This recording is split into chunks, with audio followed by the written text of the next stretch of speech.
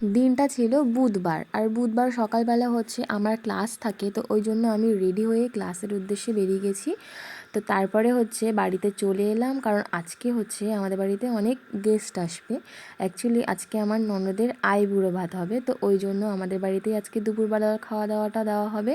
তো ওই জন্য আমি ক্লাস থেকে দেখো সরাসরি বাড়িতে চলে এলাম, এসেই আমি রান্নাবান্না স্টার্ট করে দিয়েছি। আর দেখো এখানে অনেক কিছুই রান্না হচ্ছে, যেহেতু আইবুড়ো ভাত বলে কথা, তো 5 রকম ভাজা হবে, মাছ হবে, চিকেন হবে, মাটন হবে, ডাল হবে, চাটনি হবে, তারপর তো আরও যা যা আছে, তো অনেক কিছুই হচ্ছে রান্না। তো মোটামুটি আমি এসে ঝটপট করে সব কিছু কমপ্লিট করে নিয়েছি।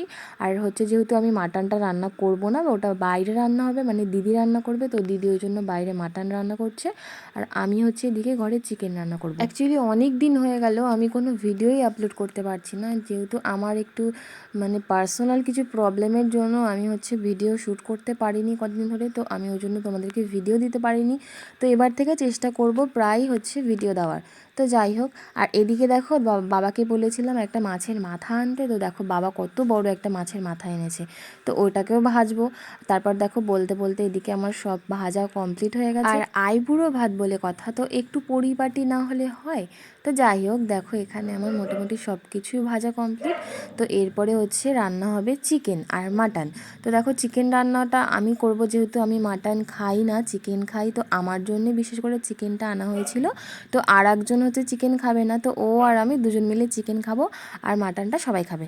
তো তারপরে দেখো ফাঁকে যেহেতু সকালবেলা কিছু খাওয়া হয়নি, তো ওই জন্য দেখো এখানে একটু পাস্তা বানিয়ে নিয়েছিলাম। আর ম্যাগি চাউমিন দিয়ে পাস্তা দিয়ে এরকম একটা মানে খাবার কার কার খেতে ভালো লাগে, এরকম একটা আনকমন খাবার আমার না খুবই ভালো লাগে। ম্যাগি, পাস্তা, চাউমিন সব একসঙ্গে দিয়ে ডিম দিয়ে ভেজে, তো আমার তো খুবই ভালো লাগে, তো আমি যখনই করি তো আমি ওইভাবেই রান্না করি। তো যাই হোক, তারপর দেখো এখানে হচ্ছে আমি চিকেনটা কষিয়ে নিয়েছি। অল্পই চিকেন হবে, আমরা যেহেতু দুজন খাবো, তো ওই জন্য অল্প চিকেনই রান্না করব। আর ওদিকে হচ্ছে চাটনি করব, আমের চাটনি, তো আমের চাটনির জন্য আমটাও আমি রেডি করে নিয়েছি। আর তারপর দেখো রান্না করতে করতে আমার কাছে পটলা চলে এলো, এসেই দেখো ওর কত গল্প গুজু। তো তুই কী করছিস রান্নাঘরে এসে? হ্যাঁ, হাত হাত আমি কী করছো? বাম বাম বলছো?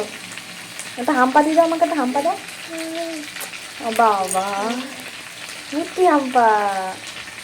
তো তারপর দেখো আমাদের পটলার হচ্ছে গল্পগুজব করা হলো, তো এরপরে আমি আবার চলে গেলাম রান্নাঘরে।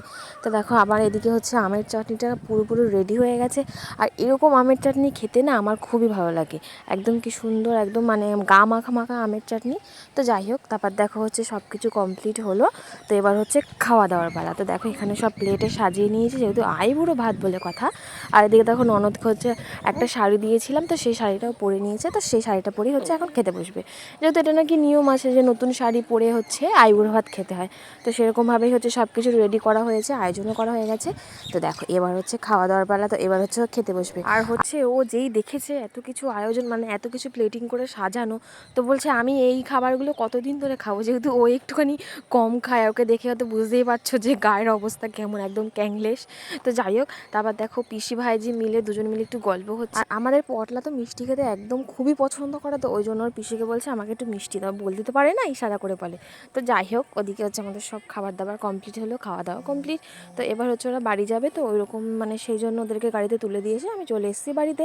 তো এরপরে তো আবার আসছে বিয়ের ব্লগ, মানে হচ্ছে ননদের আইবুড়ো ভাত, তার মানে হচ্ছে এবার তো বিয়ে হবেই। তো বিয়ের ব্লগও নিয়ে খুব তাড়াতাড়ি আসবো। তো চলো আজকের মতো ভিডিওটা আমি এখানেই স্টপ করবো। তো